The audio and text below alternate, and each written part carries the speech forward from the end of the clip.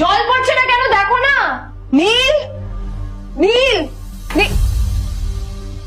নীল কোথায় গেল? নীল,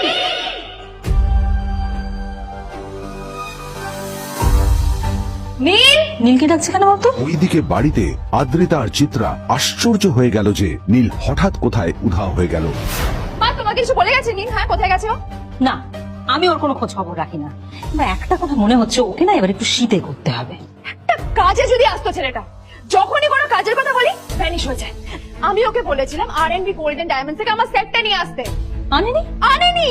আজকে ভালো করে অফিসে নিয়ে যাবো, ভ্যানিশ হয়ে গেল। কোথায় গেল কে জানে।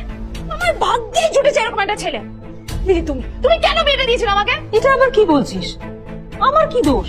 দেখ, ওই অশুভ ছেলেটার সাথে বিয়ে দিতে চাইনি, যা করেছে তোর বাবা করতে, এটা আমার কোনো দোষ। তখনই হঠাৎ নীল সেখানে এসে উপস্থিত হলো, কিন্তু ও দুজনকে উপেক্ষা করে ভিতরে চলে যাওয়াই শ্রেয় মনে করল।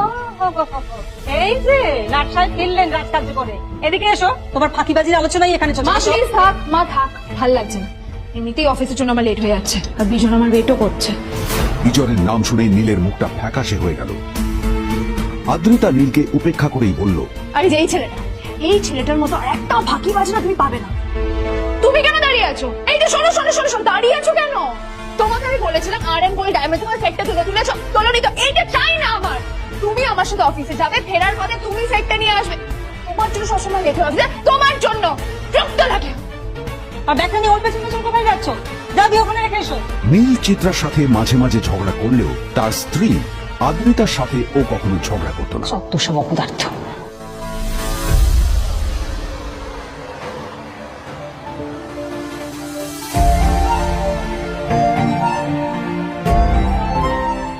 কিছুক্ষণের মধ্যেই তারা আদ্রিতার অফিসে পৌঁছে গেল। আদ্রিতা গাড়ি থেকে নামতে নামতে দেখলো যে তার কাছে অনেকগুলো ফাইল আছে। নীলের দিকে তাকিয়ে ওকেই ফাইলগুলো নিয়ে ভেতরে আসতে বলল। তুমি হাঁ করে দাঁড়িয়ে আছো কেন? ফাইলগুলো নিয়ে ভেতরে এসো।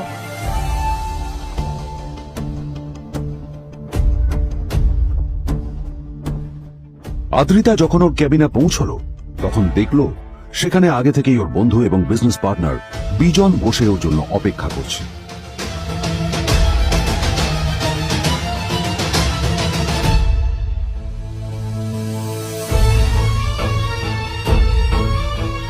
কোথায় ছিলে বলো?